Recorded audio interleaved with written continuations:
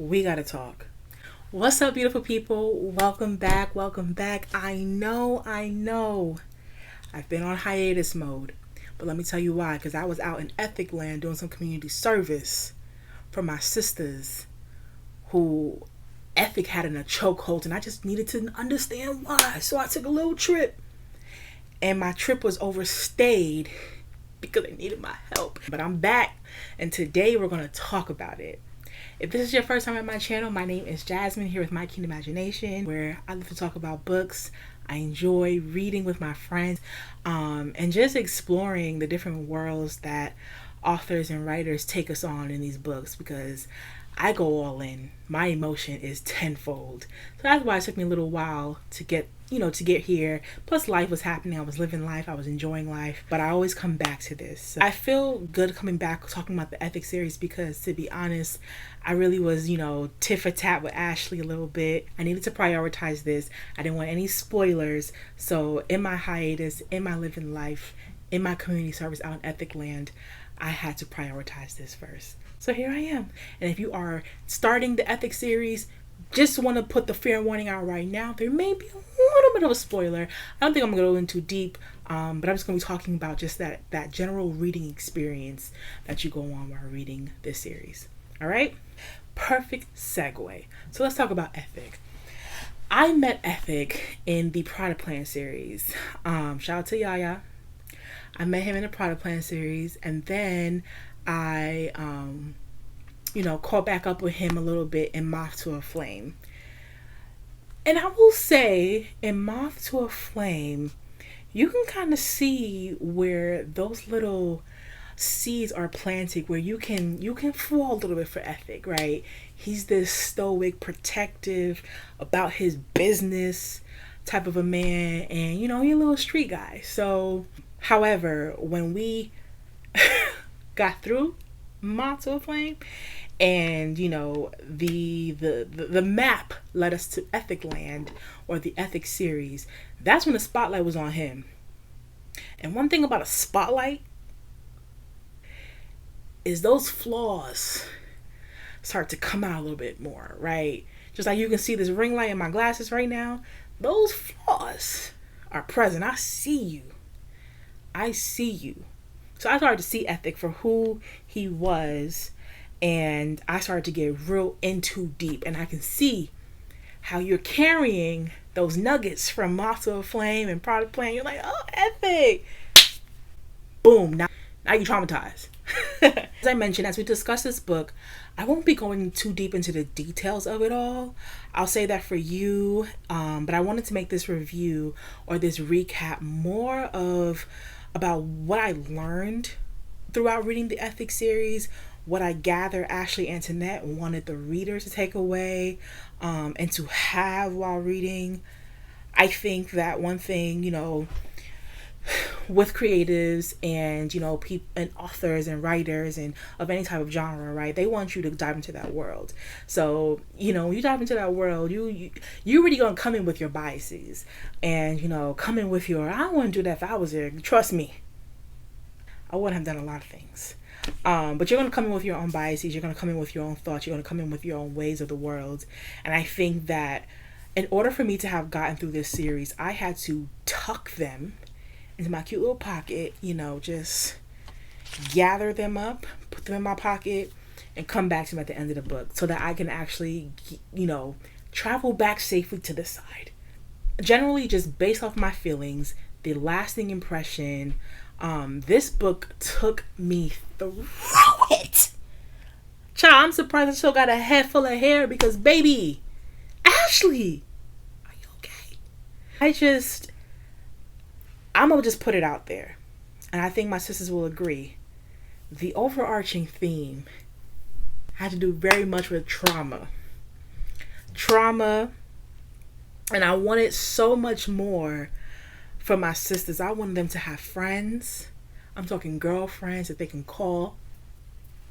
Girl, let me tell you about Ethic today. Like, I wanted them to have that. I wanted them to have happiness. So much happiness that they deserve. I wanted them to have to know the beauty of therapy.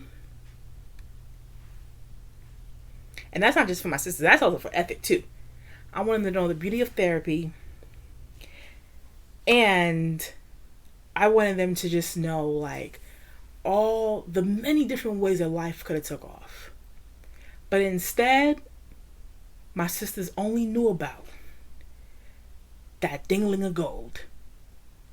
He must have a dingling of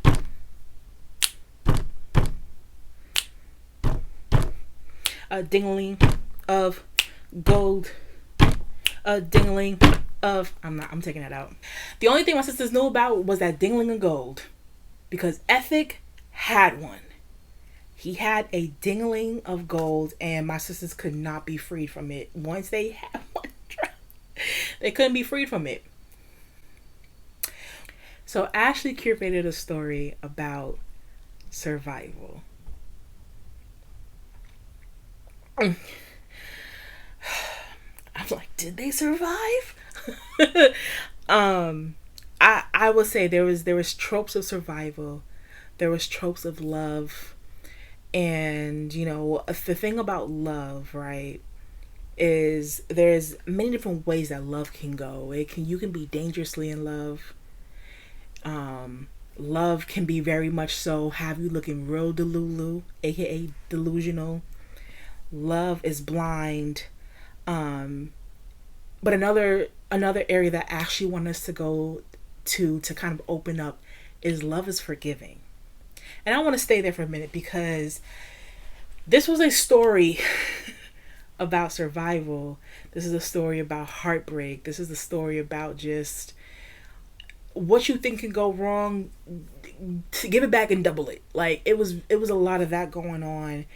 And love was forgiving, or love is forgiving, is a theme in this book. And the Ethic series, the characters had to really come to a place of forgiveness, not only in their self, but with family. They had to come to the place of forgiving within their relationships, within, the decisions that they made. And when you take out the trauma, because there was a lot of that. I don't think I'm ever going to mention trauma without just emphasizing there was a lot of it. Because Ashley,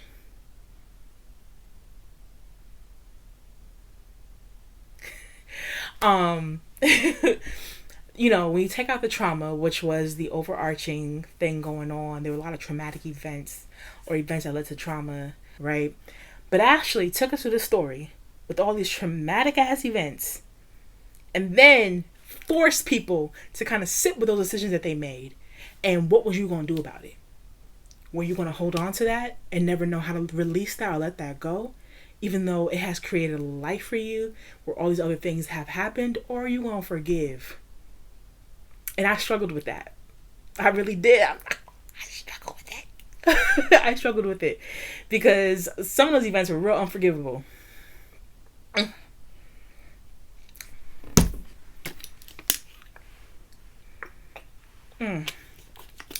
Real unforgivable.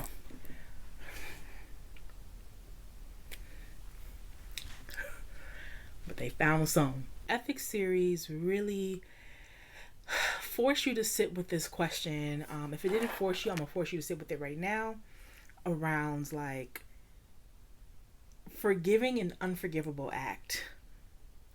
Now, I think the unforgivable act was done in Ethic 1. Like, that was about to be it for me, if I'm being quite frank. And I just knew it was not going to go any further, because I'm just like, this, come on now. Like, Ashley said, what's the worst that can happen? I kind of still hate the way that Ethic and Alani became, because I really honestly do think that she was really manipulated into, there's another word I'm looking for, kind of like when somebody's flashing their money at you and taking care of you, or not even just love bombing, but like forcing these acts upon you of like, I can take care of you, let me handle it, let me hold on to all your grievances, let me handle it, blah blah blah blah blah. Like, I feel like she was suckered into that. How could you not fall in love with somebody who this? But like, I'm telling you, It really like it made you want to go back and forth, but I'll come back to that. As you sit with that, like, can you forgive an unforgivable act? Will you continue to love through like hurt, death, trauma, composition in your life? Will you allow love to take you to the next level? And I really struggled with it because I'm like, this is not struggle love. At one point I was like, all right, Ashley, enough is enough. Enough is enough. This street love, this broken love, this trauma love, this survival love, it's a little bit too much. But there was just a lot of, I'll name what the trigger warnings are for the book. Or trust me when I say I'm naming them, but it's not limited to this: murder, scheming, power, disrespect, domestic abuse.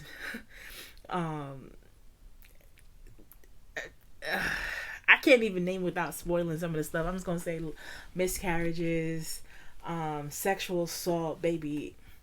It was a little something of everything in there. Another thing that I always came back to while reading this book is, what do you think about when you think about love? And my idea of love, of course, is like that first stage of love, when you have those butterflies, when you're just so curious about a person, when you're excited to see them, where you are working through things and they always end up on a good thing. And this story didn't tell that, right? So it's like when you take your ego out and you take your emotion out and you're reading a love story that does not talk about love in the way that you know it. Even though Alani was saying she felt all that, you felt that dangling of gold in your stomach. That's what you felt. But is it easy to be an Alani? Right? I hated that Alani's entire trope was like, you God's strongest soldier, so you could deal with this. Like I keep going back and forth with like my personal impression, my personal feelings, and then when I think like the art and the writing was trying to like talk to. But like, I can be really honest, I can be transparent. I'm like, is it Alani or is it Job? Like, come on, Ashley, let's talk, okay? I just hate that she had to feel like the strongest soldier in God's bunch a lot of the times, and she was able to persevere and stuff. But when you think about that, and then you let's take another segue around like flaws, and knowing that Ethic has flaws. That man is made up of flaws. There's not a regular bone in his body that's not flawed. And if you still, after knowing all of Ethic's flaws, you're like, well, that's my man, girl, you can keep him. Okay, just be ready to go toe to toe with Alani, because y'all saw how she was acting in that restaurant where poor little Easy just wanted to get his little psychological testing to see if he had to be diagnosed with ADHD. You saw how she was acting in that hotel when she found out that Yaya was there. Like, one thing about sis, she said, I'm dangerously in love. 1 + 1 = 2. I will die for this man. Those are her words.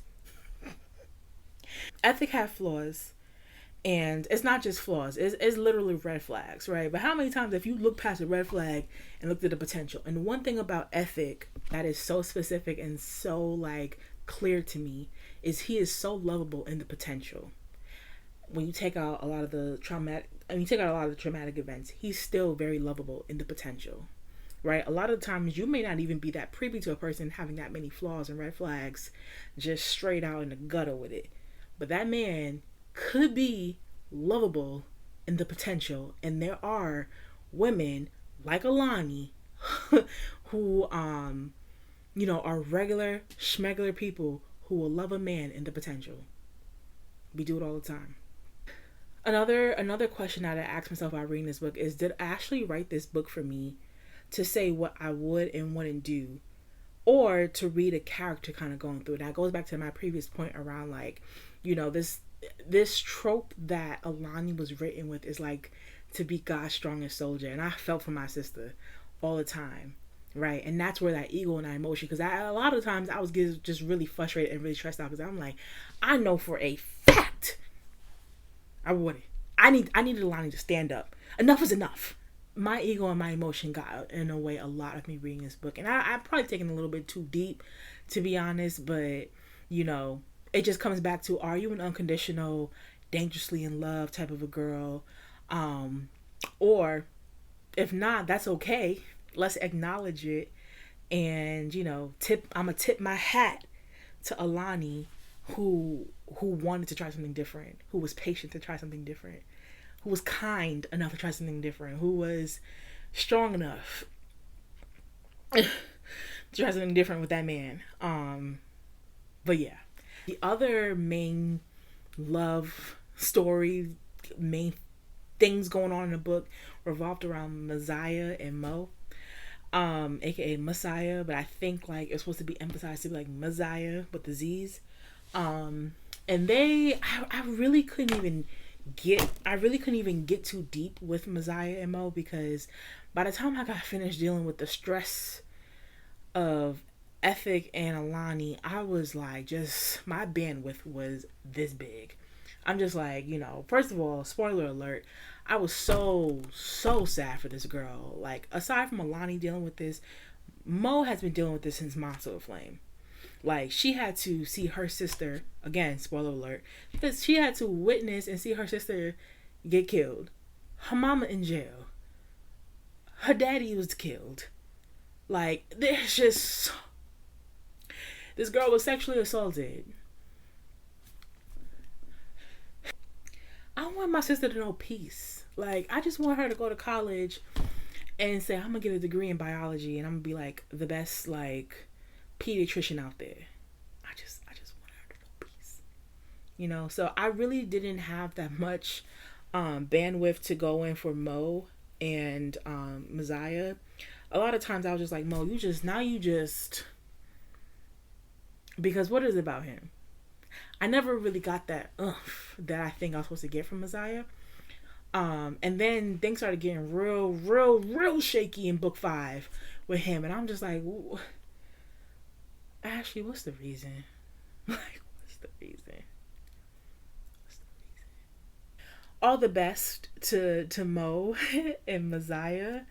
But coming back to the book as a whole, the characters as a whole, another theme or just my own hope and wish for this. I know the book is over, so a lot of this is just me and my own like final thoughts. I want to really hope and stand on the seeds that are planted around generational trauma and generational patterns in families. And I want to believe so badly, right? The way that this book started, the direction it started to go with like ethics direction, Alani's direction, the way that they were communicating. Because one thing about, hold on, let's put a pin in that. One thing about Ethic, he really don't be communicating.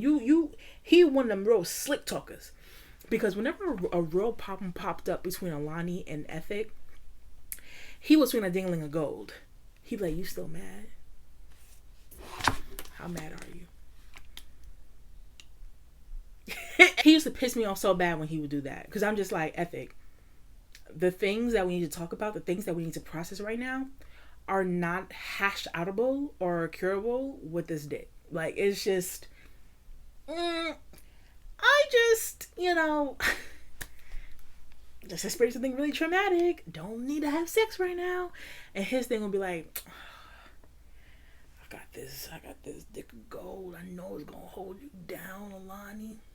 You know you want it. And that used to really like bother me. I'm just like, a lot of the stuff is not hushable. It's not hushable with its dingling of gold. But for Alani it was. She'll be like, oh, I forgot about everything that I was so mad at you about. I'm just so mad at Vic. And I'm like, well, tell him that. Tell him no. Anyway, back to my previous point. I wanna believe, and my last wish for this family is around the generational trauma and the generational patterns. In all these characters, they have had to experience some really devastating and traumatic events. I got so hopeful with Easy because he seemed the most innocent among the bunch, the least like harmed in the way, even though he also was a part of a very traumatic event that happened back in Moth to a Flame. But like whenever he was on the page, he was so easy and just innocent and just bringing like this light and just bringing like this voice of reason, and he was only like 6 or 7 years old. So I appreciated him being on the screen. I hope Bella doesn't fall into like the same patterns, but you saw how some of that was trying to be hashed up a little bit in how the book kind of like ended, and kind of like trying to um deter some of the events that were like, oh, okay, we think that's going to happen because of XYZ. She talking to another guy, he from the streets, he living out here, he got a gun, he sell drugs. But then you saw like Ethic trying to be like this person that can change his community, and I think that's the thing that I did appreciate. And when you look into the potential of Ethic, but there was a overarching theme. It was very repetitive in book 6 around like this king status that Ethic had. And I mean, it was a lot. Like, I mean, if I took a shot for every time they said Ethic's the king, you would have had to meet me at the emergency room. But at the same time, Ethic was well known in his community. Ethic was like this powerful person, not only to the youth, but also to like the older generation. He was quiet. He was this powerful person. And he could make a lot of change in his community. He can implement a lot of funding and financial stuff just off of his own back. He was giving jobs. He was changing and stuff. So it's like he has the potential to be like this really powerful person that's like behind the scene. Because another thing, he didn't want to be in the forefront of anything, but he made shit shake in the background. He had the potential to be that. He just like when that steam goes off, he can be so dangerous. It was admirable. But it also was like, I'm just looking at this man who I'm like, you probably gonna do something real egregious tomorrow, but like, you could be a good guy. So I don't know. It was hard. As you can see, it was hard. But Ashley wanted me to experience like the back and forth of that. So yeah, that's honestly my last thoughts around it. This book, these books, all 6 of them felt like family therapy with each of these people every single time. And probably the unethical version, everybody would be like, and let me tell you about my week, let me tell you about my day. And I'm just like, oh God, do y'all ever just like wake up and be regular people? So yeah, that's where I kind of like fell off on that and the legacy of the Okafors. And I hope they were able to maintain. I hope they just have like light going, easy happiness. That's my only wish, like that it will end up with that. So these are my last thoughts, and I'm gonna wrap it up after this. I promise. One thing that was also a grievance to me in a sense was how Ethic was truly attracted to broken women who needed him. He would find his way, like, how can I be the savior for this? And I think that's what also made him a conflicted man, because you are this very, very flawed man, and you're trying to save and patch up and do the hard work for a lot of these women and be like their everything. And it's like, you need to be everything for yourself first, and healing yourself, and creating and gathering those tools that you need. All the women that he's had, they've all needed him. But I can't say, and I won't say that because of this flaw that he has, it makes him not openly deserving of love. Like, why would I say that? Like, for what he's done and how he has loved, it's not an excuse, but I don't want to omit him having and experiencing love because of the way that he loves. And he found Alani, this broken woman, this sad woman who was trying to patch her, had a regular life and try to patch herself up together. And I wish she would have found a gentler love. I wish she didn't have to go through the bullshit that she went through. I just come back to ego, emotion, and forgiveness. Right? Which one are you going to pick up today? So I ended with saying that I was very much attached to the series. The series was so hard. I say I'm not in love with it because it was so difficult and it was so hard to read and to digest. I had to take frequent breaks. It was a very hard written story.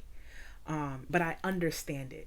And that's the only reason why I feel like I stuck with it, is because pushing through it, I needed to know what happened next. I started to try to understand it, even though the shit was still very hard. That's how I was able to make it through. And I can appreciate the work it took to write a story like that, and also try to bring people along to break outside of themselves and to accept a story like this. Or not even accept it, but to read and understand characters like this. So yeah, I'm out of ethic land. I don't know if I could jump into the butterfly garden right now because it was just a lot. Um, but thank you for watching the rest of this video. Let me know if you have read the series. What were your thoughts? Did you agree with anything that was stated in here? And if you are in the butterfly series, like if you are reading that, let me know your initial thoughts. Don't spoil it. Like I said, I don't think I'm jumping right into the butterfly garden right now because, baby, Moth to a Flame and Ethic Land took it out of me. So, if you are into it, I know the girls are hyped with it. Some of y'all have recommended it to me, which I have seen. But baby, I need a break, and that might be a long break. All right, but I see she's on Butterfly 5, so it's doing something. But again, thank you for watching. Come back. I have some more reviews in store for us. But yeah, I want to make sure that I address my girlies first out in the ethic land. Love y'all. Bye.